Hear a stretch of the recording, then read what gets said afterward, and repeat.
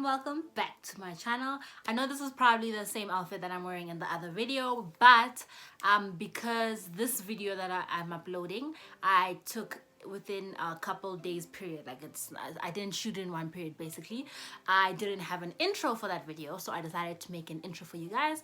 The reason I'm retesting my hair porosity, if you guys haven't watched my first hair porosity video, please click up here to go check it out and then come back here. Okay, so the reason I'm redoing my hair porosity is just because my hair lately has just been acting a little, you know, like a little weird. Okay, so I just wanted to complete basically all the tests, all the porosity tests that were out there. I could know how to move forward and what products to use, and basically how I could positively help my hair with the products that I'm using.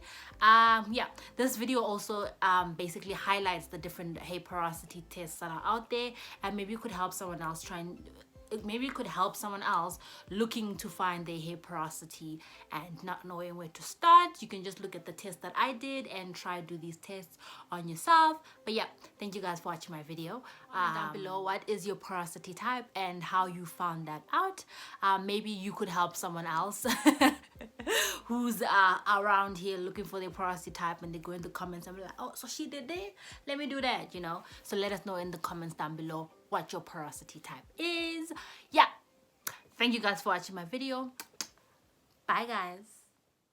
Before you start this video, you're going to need a notepad separated into 3 columns: normal, low, and high. These basically represent the porosity type that your hair falls under, and the answers within the test are basically categorized as pink being low, purple being normal, and high being green.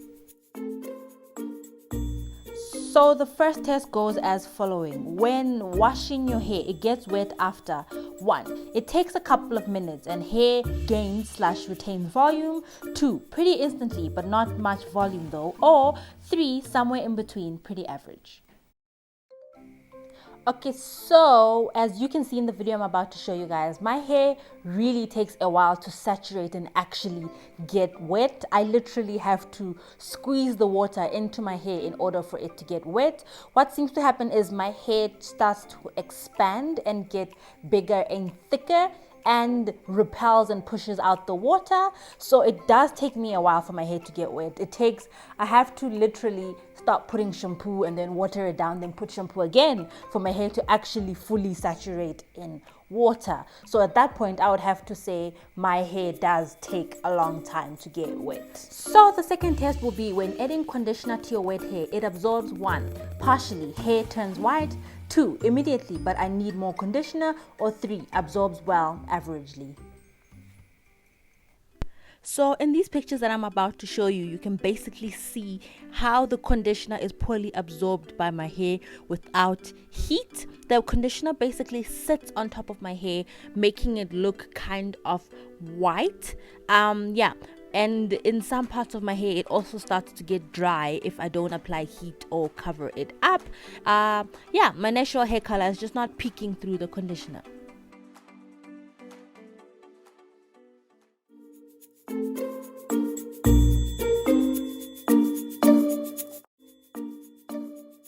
Next test. So when my hair is wet, it 1. Takes a long time to dry. 2. Dries really quickly. 3. Not too long and not too quickly. Okay, so I'm showing you guys here a clip of my hair literally less than a minute out of the shower, and you can already see that there are parts of it and sections of it starting to dry. You can see the hair, the water beading up and falling off of my hair, coming out of my hair. And yeah, my hair generally dries really quick without the help of a towel or a t-shirt or a dryer, just naturally itself. It takes about 20 to 30 minutes for it to fully dry, to fully air dry. So the information I found here was really confusing. So there are some people saying that low porosity hair dries really fast because the hair repels water. And others say low porosity hair takes a long time to dry because the layers are so compact. Once water manages to enter, it's really hard for it to leave, right? And with high porosity hair, people say it dries fast because the pores are open, quickly allowing water to enter and to leave, while others are saying high porosity hair may take hours to days for it to dry. So I would just say my hair is, I'm just going to give it to high porosity at this point, just because there's a lot of conflicting information. Okay, so the next test is, after moisturizing your hair really well, it gets dry after 1. About 5-6 days, protective stylings really work for me. 2, the next day. And 3, about 3-ish days. So moisturizing my hair takes a little bit of effort. Trying to moisturize my hair without heat or without using warm water, for example, from a spray bottle, I don't find that my hair absorbs the moisture. Once I do this, moisturizing my hair while it's dry, I find that the moistures or the oils sit on top of my hair, and when I touch and feel my hair, it still feels dry and hard, like I never moisturized it. But when I look at my hands, they're really oily with all those oils I just put into my hair. So in order for my hair for the moisture to penetrate into my hair, I either have to do it straight out of the shower while my hair is still slightly damp, or I have to warm up my hair with like warm water from a spray bottle, or use heat after that, like a blow dryer, for example, to have the heat penetrate into my hair.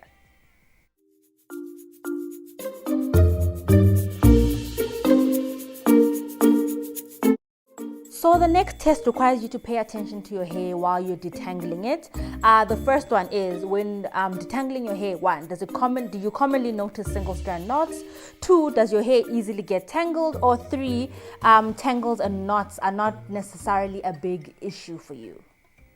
Let me not tell you about my hair and the struggles that I go through with my single strand knots. I've said it in a couple of videos that my hair knots like dreads, but within those dreads I have these single strand knots that require such delicate care not to break off my whole entire head. Like I need to breathe because these things just give me a headache. A headache!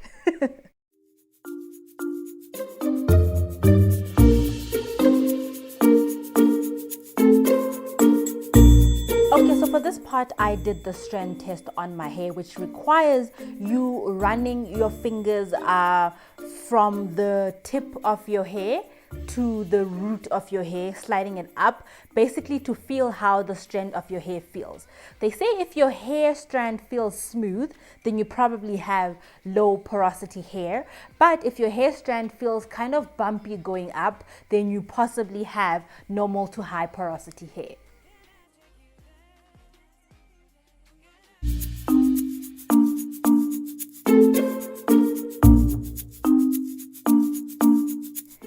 So for the final test, I decided to do the flow test. And the flow test says, 1, if your hair still floats after 4 minutes, you have low porosity. If your hair sinks immediately, you have high porosity. And if your hair slowly floats to the bottom, then you probably have normal porosity hair. Now, this test has been proven to not be as accurate as the other tests. However, I figured at this point, since I already knew what porosity type I was, it wouldn't hurt to do this test. So I picked up a couple of pieces of shedded hair that I had and placed them in a bowl of water for about 4 minutes, and noticed that my hair 4 minutes, 8 minutes, 10 minutes, 20 minutes in remained floating at the top of the water. So yeah, proven, like guaranteed #1 fact that I indeed had low porosity relaxed hair.